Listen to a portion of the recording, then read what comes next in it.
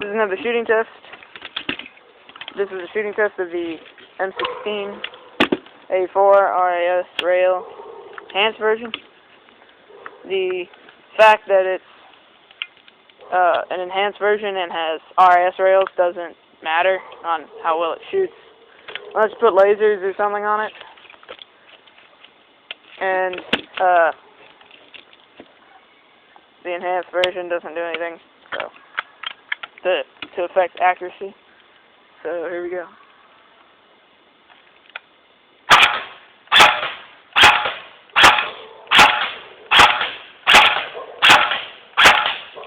Here's full auto. Let me wind the clip. Yeah, the clip. That's the bad thing about high caps. You have to wind them every 20 seconds. 10 to 20.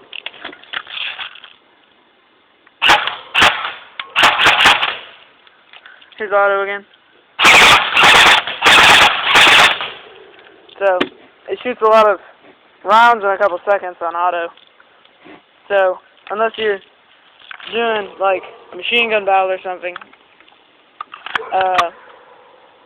I would recommend using semi for sniping if you want. And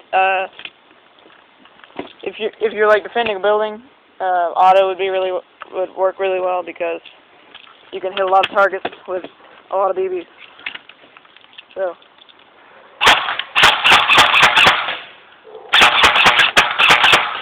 Then again, semi works just as well. I need to wind the clip again. You still hit the same amount of targets, but you'll just have to pull the trigger a lot more than just one pull. And you could do a bunch of pulls for just a bunch of BBs, and one pull for a bunch of BBs. So.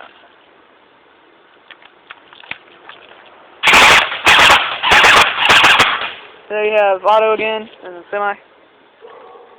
Semi doesn't want to work.